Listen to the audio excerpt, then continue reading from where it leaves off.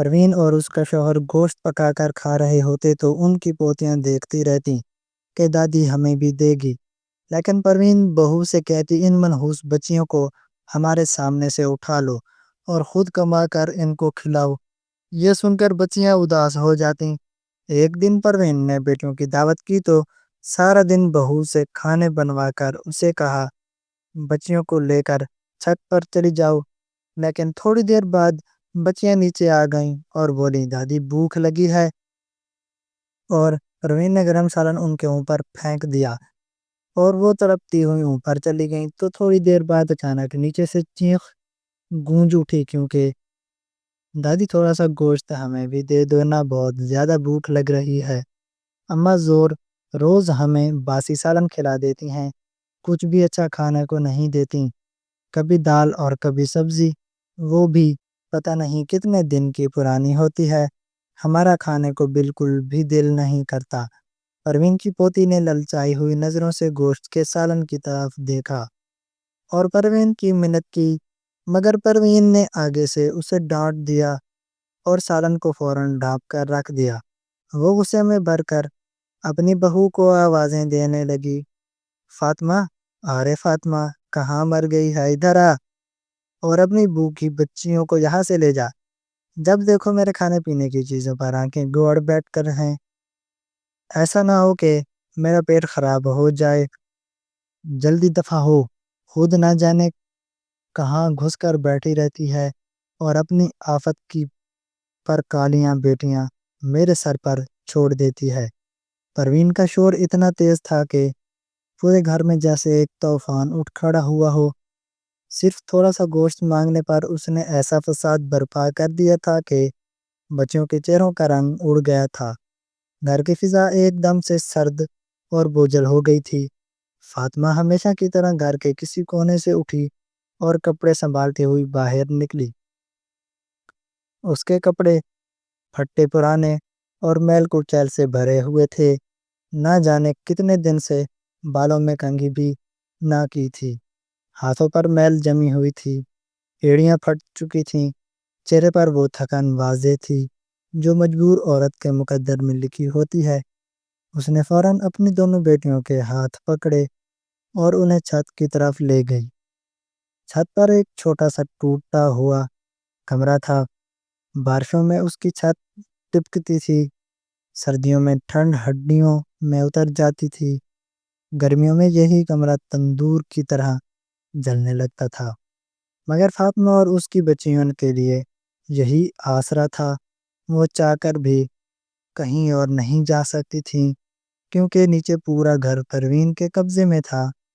اس گھر میں فاطمہ اور اس کی بیٹیاں صرف رہنے کی اجازت تھی، حق نہیں۔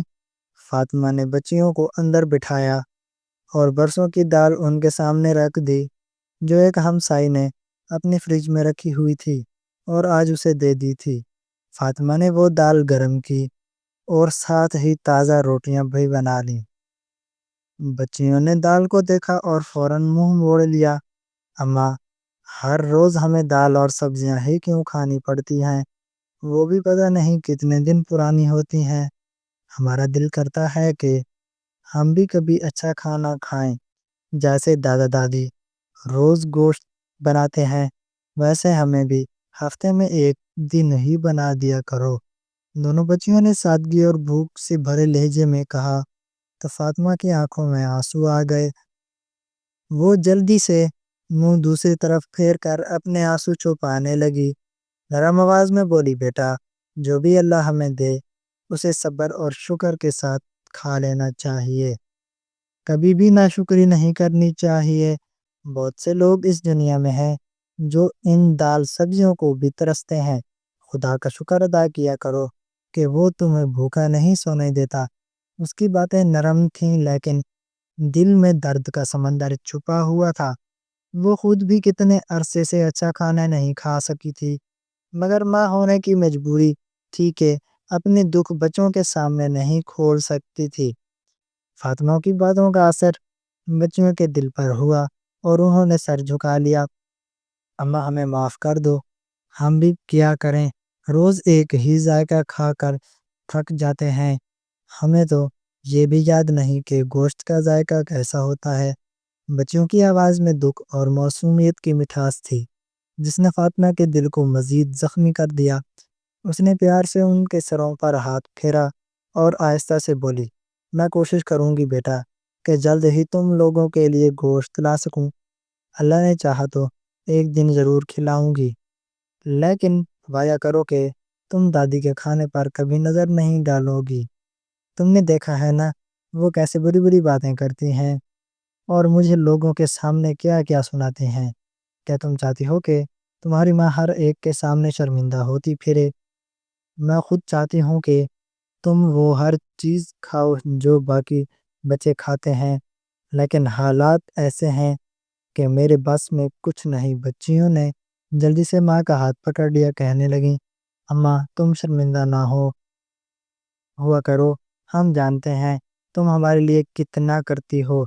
تم ہی تو ہو جو ہماری ضرورت پوری کرتی ہو، ہمیں صاف رکھتی ہو، ہمارے لیے کپڑے دھوتی ہو، سکول نہ بھیجا تو کیا ہوا لیکن ہمیں کبھی بھوکا نہیں سونے دیتی۔ یہ باتیں سن کر فاطمہ کا دل بھر آیا۔ وہ اپنی بچیوں کو سینے سے لگا کر رونے لگی، مگر وہ اپنے آنسو چپکے سے پوچھ بھی لیتی تھی کہ کہیں بچیاں اور نہ ٹوٹ جائیں۔ زندگی اس وقت بہت سخت تھی، لیکن اس نے کبھی شکایت نہیں کی تھی۔ وہ ہمیشہ بچوں کو تسلی دیتی کہ ایک دن ضرور آسانی آئے گی، مگر کب آئے گی اس کا اس سے بھی نہیں پتا تھا۔ فاطمہ بیوہ تھی اور اپنے بچوں کو بہت محنت کر کے پال پوس کر بڑا کر رہی تھی۔ وہ سارا دن گھر کے کام سنبھالتی اور پھر لوگوں کے گھروں میں جا کر کام کرتی تاکہ اپنے بچوں کا پیٹ پال سکے۔ خدا نے اسے بیٹے سے نوازا اور یہی بات اس کی زندگی کا سب سے بڑی آزمائش بن گئی تھی۔ شوہر کی وفات کے بعد ذمہ داریوں کا پہاڑ اس کے کندھوں پر آ گرا تھا۔ احساس نے اس کے دل کو بالکل بدل دیا تھا۔ اب وہ خود کو مضبوط بھی دیکھتی تھی اور ٹوٹا ہوا بھی۔ سسرال کی طرف سے عجیب نظروں سے دیکھتا رہا۔ کبھی طنزیہ بات کرتا کہ تم نے بیٹیاں پیدا کی ہیں، اگر بیٹا ہوتا تو شاید تمہارا لیے سہارا بن جاتا، ہم تو تم پر اپنا سایہ رکھتے ہیں۔ بیٹیوں کی ماں ہونا اس کے گھر میں جیسے جرم بن گیا تھا۔ فاطمہ دل ہی دل میں بہت دکھی ہوئی، لیکن سامنے کبھی کچھ نہ کہتی۔ وہ جانتی تھی کہ صبر کے سوا اس کے پاس کوئی راستہ نہیں۔ وہ اپنے رب کا شکر ادا کرتی رہتی تھی کہ اس نے اسے اتنی طاقت دی ہے کہ وہ خود کما کر اپنے بچوں کو کھلا سکے۔ اگر وہ محنت نہ کرتی تو اس کی بچیاں اور وہ خود بھوک سے مر جاتے ہیں۔ سر پر چھت تو سسرال کی دی ہوئی تھی، لیکن روز روٹی کا بندوبست اللہ کی طرف سے ہو رہا تھا، اور یہ بات اسے حوصلہ دیتی تھی کہ رب نے اسے تنہا نہیں چھوڑا۔ اگلے دن پروین نے اسے آواز دے کر بلایا۔ پروین کے چہرے پر سختی اور لہجے میں ہمیشہ کی طرح روونیت تھی۔ وہ کہنے لگی، میں نے اپنی بیٹیوں کی دعوت رکھی ہے، میں چاہتی ہوں کہ دعوت بہترین طریقے سے ہو، سارے پکوان تیار ہوں، اور ہاں تمہاری نگیگی بچیاں بھی ساتھ ساتھ بھٹکتی نہ رہیں۔ انہیں سمجھا دینا کہ وہ کسی کے سامنے ہاتھ نہ پھیلائیں۔ تم نے کھانا تیار کرنے ہیں، تمہارے سسر گوشت لے آئے ہیں، اسے رات کو ہی صاف کر کے رکھ دینا، صبح سے کھانا بنانا ہے۔ فاطمہ نے بس سر جھکا کر کہا، ہاں کر دی۔ جواب دینے کی ہمت نہ تھی۔ وہ جانتی تھی کہ ایک نیا دن پھر سے اس کی آزمائش لے کر آئے گا۔ گھر میں طرح طرح کے پکوان تیار ہو گئے، مہک پورے گھر میں پھیلے گی۔ پروین کی بیٹیاں خوب بن سنور کر آئیں گی اور خوشی خوشی بیٹھ کر کھائیں گی، لیکن اس کی اپنی بچیاں ترسی ہوئی نظروں سے سب کو دیکھتی رہیں گی۔ کوئی ان کو دیکھ کر بھی نہ پوچھے گا، بلکہ الٹا ڈانٹ پڑے گی کہ دور کھڑی رہو، کھانے کے پاس مت آؤ۔ ایک نوالا بھی ان کے حصے میں نہ آتا تھا، ملتی تھی تو صرف ڈانٹ اور پھٹکار۔ دعوت کا انتظام کرنا فاطمہ کے لیے کبھی مشکل نہیں رہا تھا۔ زندگی نے اسے یہ سب کرنا سکھا دیا تھا، لیکن اپنی بیٹیوں کو سمجھانا بہت مشکل تھا۔ اس کے دل میں ایک ہی فکر لگ رہی تھی کہ کل جب پکوان تیار ہو گئے تو اس کی بچیاں بھی خوشبو سے مچل جائیں گی۔ بھوک ان کے معصوم دلوں کو ہلا کر رکھ دے گی۔ وہ کھانا مانگے گی، وہ ضد کریں گی، اور وہ انہیں کیسے سمجھائے گی کہ اس گھر میں بیٹوں کے حصے میں صرف قربانی آتی ہے، خوشی نہیں۔ وہ یہ سوچ کر رنجیدہ ہو گئیں کہ کل اسے اپنے ہاتھوں سے کھانا بنانا ہے، لیکن اپنے بچوں کو نہیں کھلا سکے گی۔ بچیاں اگر کسی کے سامنے چلی گئیں اور بھابھی نے دیکھ لیا تو وہ مزید تذلیل کرے گی۔ اسے سمجھ نہیں آ رہا تھا کہ انہیں کہاں بٹھائیں، کہاں چھپائیں، گھر کے کون سے کونے میں انہیں روک سکے گی کہ وہ سب کے سامنے کھانا مانگ کر شرمندہ ہوں۔ وہ گھر واپس آئی تو اس کی بچیوں نے بھاگ کر اسے گلے لگا لیا۔ ان کے کپڑے پرانے تھے مگر دل بہت نرم تھے۔ فاطمہ انہیں سینے سے لگا کر خود بھی ٹوٹ گئی۔ اسے لگا جیسے اس کی بچیاں صرف ماں کے لمس سے ہی نہیں، دنیا کی ساری کمی پورے کرنے کی کوشش کر رہی ہیں۔ وہ خاموشی سے ان کی سر سہلاتی رہی۔ اس کے دل میں بار بار ایک ہی دعا اٹھ رہی تھی کہ یا اللہ مجھے ہمت دے، مجھے روزی دے، مجھے اتنی طاقت دے کہ میں اپنی بچیوں کو کسی کا ترسایا ہوا نوالا نہ کھلاؤں بلکہ اپنی محنت سے عزت کا رزق کھلا سکوں۔ وہ رات دیر تک جاگتی رہی، گوشت صاف کرتی رہی، دماغ میں یہی خیال گردش کرتا رہا کہ صبح کا دن پھر اس کی بیٹیوں کی آزمائش لے کر آئے گا۔ لیکن دل میں اس نے خود کو مضبوط کیا۔ اس نے سوچا کہ وہ اپنے بچیوں کو پیار سے سمجھائے گی، ان کا دل بہلائے گی اور کوشش کرے گی کہ ان کی نظر کھانے پر نہ جائے۔ وہ چاہتی تھی کہ اس کی بچیاں بھوکی ضرور رہ جائیں مگر ذلیل نہ ہوں۔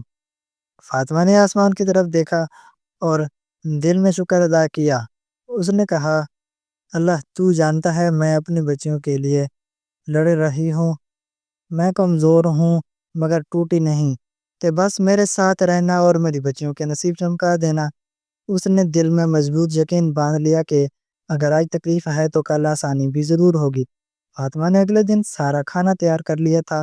گھر میں گوشت کی خوشبو ہر طرف پھیلی ہوئی تھی، طرح طرح کے کھانے بن چکے تھے، پلاؤ، مٹن، بیف، قیمہ، بھرے کے کریلے، میٹھے کی 2-3 ڈشز اور نہ جانے کیا کچھ تھا۔ فاطمہ کی ساس نے بنوایا تھا۔ بیٹیاں آ چکی تھیں اور کھانے کی خوشبو سونگتے ہوئے بے تابی سے کہہ رہی تھیں اماں جلدی سے کھانا لگوا دو، بہت بھوک لگی ہے اور خوشبو اتنی اچھی آ رہی ہے کہ ایک لمحہ بھی صبر نہیں ہو رہا۔ پروین کے کہنے پر کسی نے ایک پسند بھی نہیں چھوڑی، اتنے کھانے تیار کروائے ہیں کہ تم لوگ دیکھ کر خوشی ہو جاؤ گے۔ ساتھ ہی اس نے فاطمہ کو کھانا لگانے کا کہہ دیا۔ فاطمہ چپ چاپ کچن کی طرف گئی اور ڈشز میں کھانا نکال کر دسترخوان پر لگانے لگی۔ کھانا لگانے کے بعد وہ وہیں کھڑی رہی مگر کسی نے اس کو جھوٹے منہ بھی نہیں کہا تھا کہ تم کھانا کھا لو۔ اس کی آنکھوں میں آنسو بھر آئے تھے اور وہ رخ موڑ گئی، جانتی تھی کہ جب تک یہ لوگ کھانا ختم کر نہیں لیتے تب تک وہ یہاں سے جا بھی نہیں سکتے۔ کسی بھی چیز کی ضرورت ہوگی تو سب سے پہلے آواز اسے ہی دی جائے گی۔ سب لوگ آرام اور مزے کی ساتھ کھانا کھا رہے تھے، ساتھ ہی ساتھ خاندان بھر کی چغلیاں بھی کر رہے تھے۔ اتنی دیر میں پروین فاطمہ سے بولی کہ جاؤ کچن میں سے میٹھے کی ڈشیں نکال کر لے آؤ۔ فاطمہ سر ہلا کر کچن کی طرف بڑھی۔ اسے پتہ نہیں تھا کہ اس لمحے اس کی بچیاں چھت سے نیچے اتر چکی ہیں۔ وہ اوپر کھڑی سب کو کھانا کھاتے دیکھ رہی تھیں اور نیچے دسترخوان پر رکھے اچھے اچھے کھانے ان کے معصوم دلوں کو بے چین کر رہے تھے۔ جیسے ہی ان کی نگاہیں رنگ برنگے پکوانوں پر پڑی تو وہ اپنی ہی ماں کی ساری ہدایت بھول گئیں۔ دبی دبی سانسوں کے ساتھ وہ دادی کے سر پر پہنچ گئیں اور چپ چاپ دیکھنے لگیں مگر جب کسی نے ان کی طرف نہ دیکھا تو بڑی بڑی بیٹی آگے بڑھی، معصوم آواز میں کہنے لگی دادی ہمیں بھی کھانے کے لیے کوئی دے دیں، تھوڑا سا گوشت کا سالن ہی دے دیں، ہماری اماں نے پورا دن آپ کے کچن میں کھڑے ہو کر کھانے بنائے ہیں، ہمیں بھی ذرا سالن دے دیں تاکہ ہم چکھ سکیں کہ گوشت کا ذائقہ کیسا ہوتا ہے۔ دال اور سبزیاں کھا کھا کر ہماری تو بس ہو چکی ہے۔ بچی کی ہر بات سچ بھی تھی اور درد سے بھری ہوئی بھی تھی۔ وہ امید سے دادی کو دیکھ رہی تھی کہ شاید اس بار اس کی فریاد سن لی جائے۔ اسی دوران فاطمہ بھی میٹھا لے کر کچن سے باہر نکلی اور اپنی بچیوں کو دسترخوان کے پاس دیکھ کر اس کے دل میں گھبراہٹ کی ایک ٹھنڈی لہر دوڑ گئی۔ اس نے فوراً محسوس کر لیا تھا کہ کوئی بڑا منظر بننے والا ہے۔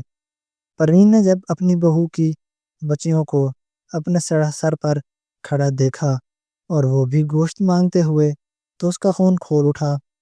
اسے یوں لگا جیسے فاطمہ نے جان بوجھ کر اپنی بیٹیوں کو بے لگام چھوڑ رکھا ہے۔ وہ تپتے ہوئے لہجے میں بولی کہ فاطمہ اپنے ان ٹانگ بھر کی بچیوں کو بھی قابو میں نہیں رکھ سکتی۔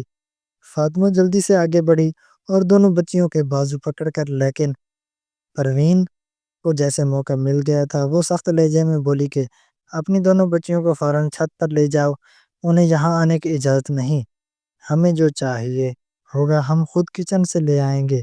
یہ کیسے پھٹی پھٹی آنکھوں سے ہمارے کھانوں کو دیکھ رہی ہیں، نظر لگا دیں گی اور کل کو پیٹ میں درد ہوگا۔ ان بچیوں کو تھوڑی بہت تمیز بھی سکھا لو، کل کو شادی کر کے سسرال بھیج دو گی اور یہی حرکتیں کریں گی تو تمہاری ہی ناک کٹ جائے گی، دفع ہو جاؤ یہاں سے۔ پروین کے سخت جملوں نے فاطمہ کو اندر تک لرزا دیا تھا، مگر اس نے چپ رہنا ہی بہتر سمجھا۔ وہ جلے دل کے ساتھ اپنی بچیوں کو لے کر چھت کی طرف چڑھ گئی۔ بچیاں چپ تھیں مگر ان کے چہروں پر شدت حسرت تھی۔ فاطمہ نے انہیں سمجھانے کی کوشش کی لیکن ان کے دونوں دلوں میں پکے ہوئے کھانوں کی خوشبو ہلچل مچا رہی تھی۔ کچھ ہی دیر بعد جب فاطمہ نیچے واپس آئی تو اسے اندازہ بھی نہ تھا کہ تینوں بچیاں دوبارہ چھت سے نیچے دوڑ آئی ہیں۔ ایک نے جیسے ہی قدم رکھا باقی دونوں بھی پیچھے پیچھے چل پڑیں۔ وہ پھر سے دادی کے سامنے جا کھڑی ہوئیں۔ اس بار ان کے چہروں پر خاموشی کے بجائے آنسو تھے۔ بڑی بجی نے روتے ہوئے کہا، ہاتھ پھیلا دیے اور بولی کہ دادی ہمیں تھوڑا سا سالن دے دیں، ہمیں بہت بھوک ہے، ہم نے اتنا اچھا کھانا کبھی نہیں دیکھا۔ کھانوں کو خوشبو نے ان کی ساری ہمت توڑ دی تھی۔ ماں کی ساری نصیحتیں کہیں پیچھے رہ گئی تھیں۔ پروین نے بچیوں کو دوبارہ سامنے دیکھ کر غصے سے کرسی پر ہاتھ مارا اور آنکھوں میں ایسی سختی آئی کہ ماحول سہم گیا۔ اس لمحے جو کچھ ہوا اس نے فاطمہ کی دنیا الٹ کر رکھ دی۔ اس کی بچیاں صرف بھوکی نہیں تھی بلکہ ان کی معصومیت بھی کچل جا رہی تھی اور فاطمہ بے بسی میں مصروف دیکھ سکتی تھی۔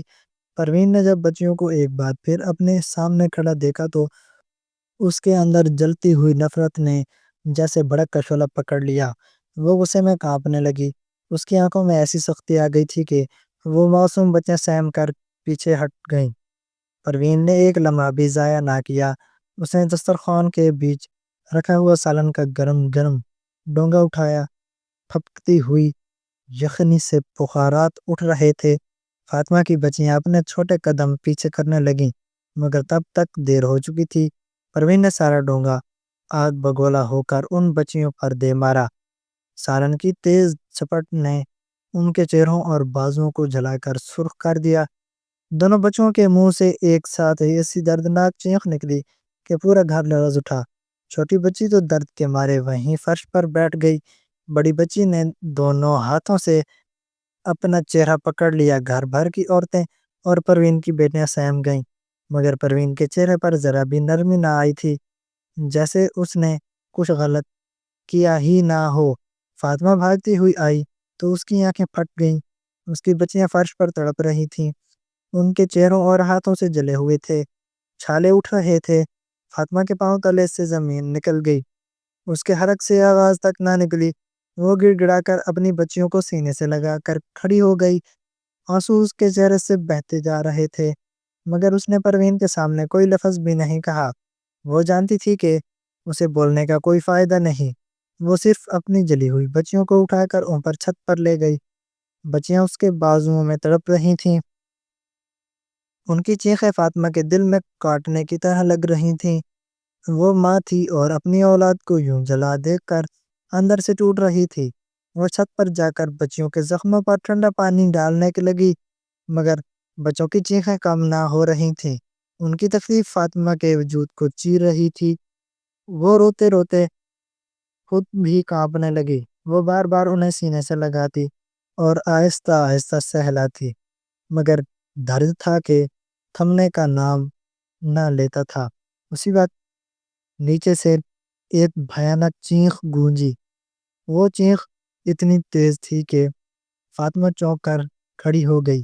اس کا دل دھڑکا۔ وہ آہستہ آہستہ سیڑھیاں اترنے لگی، کیونکہ بچیوں کو چھوڑ کر بھی وہ نہیں جا سکتی تھی، مگر اس کی آواز نے اسے مجبور کر دیا تھا۔ جیسے جیسے وہ نیچے اترتی گئی، شور بڑھتا گیا۔ وہ نیچے پہنچ کر اس کا دل بیٹھ گیا۔ دیکھا کہ اس کی نان کا 3 سالہ بیٹا کچن کے دروازے پر زمین پر گرا ہوا تھا، اس کے جسم پر زخمیں پھیلی ہوئی جو اس نے خود پر الٹ دی تھی۔ وہ اندر چلا گیا۔ بڑے پتیلے میں تازی یخنی اب بھی کھول رہی تھی۔ بچہ نے جیسا ہی اسے ہاتھ لگایا تو پورا پتیلا اس پر الٹ گیا۔ بچہ زور زور سے چیخ رہا تھا، اس کے ننھے ہاتھ باقی سب بد حواس ہو گئے۔ وہ ہوش کھوئے بیٹھے تھا۔ نیندیں چیختی جا رہی تھیں۔ کوئی بچہ اٹھا رہا تھا تو کوئی گاڑی لانے کو بھاگ رہا تھا۔ فاطمہ کے قدم جیسے زمین پر دھنس گئے تھے۔ اس نے پہلی بار دیکھا کہ قدرت نے کیسا پلٹ کر وار کیا تھا۔ وہی لڑکی وہیں کھڑی، وہ تھر تھر کانپنے لگی، مگر پھر دوڑی اور بچے کو اٹھا کر دروازے کی طرف بھاگنے والی عورتوں کے ساتھ باہر نکل گئی۔ اسے دیکھ کر سب حیران رہ گئے کہ اتنے ظلم کے بعد بھی یہی عورت سب سے آگے تھی۔ انہیں ہسپتال لے جا کر ڈاکٹر کے حوالے کیا، مگر جلنے کی شدت اتنی تھی کہ وہ بچہ آدھے گھنٹے بعد ہی زندگی کی سانس لے چھوڑ گیا تھا۔ ہسپتال کی راہداری عورتوں کی چیخوں سے گونج اٹھا۔ پروین زمین پر بیٹھ گئی، اس کا چہرہ زرد پڑ گیا۔ وہ بار بار روتے ہوئے کہہ رہی تھی کہ یہ سب میری غفلت کی سزا ہے، یہ سب میرے ہاتھوں کا کیا ہے۔ اس کی آواز ٹوٹ ٹوٹ کر نکل رہی تھی۔ فاطمہ خاموش کھڑی تھی، آنکھیں نم تھیں، مگر اس میں کوئی بد دعا نہ تھی۔ اس کی خاموشی نے پروین اور نندوں کے دل میں ایسی آگ لگا دی جس میں تپش وہ ساری عمر بھلا نہیں سکی۔ نندیں فاطمہ کے قدموں میں بیٹھ گئیں، ان کے چہروں پر شرمندگی تھی۔ وہ رو کر کہہ رہی تھیں کہ ہم نے بہت برا کیا، ہم نے تمہاری بچیوں کو جلا کر کتنا بڑا ظلم کیا ہے، اور آج اللہ نے ہمیں فوراً ہی سزا دکھا دی ہے۔ ہمیں تم سے معافی مانگنی ہے، ہم ساری عمر تمہاری بچیوں کا خیال رکھیں گے۔ پروین کی ہچکیاں باندھی ہوئی تھیں، وہ بھی فاطمہ کے قدموں میں گر گر کر رونے لگیں۔ اس سے احساس ہو چکا تھا کہ ظلم کسی پر کرو تو پلٹ کر لازمی آتا ہے، اور اس کا دکھ اتنا بڑا تھا کہ وہ زندگی بھر اس بوجھ سے آزاد نہ ہو سکے گی۔ دوستو، کیسی لگی آج کی ہماری کہانی؟ کمنٹ باکس میں ضرور بتائیں۔ اللہ حافظ۔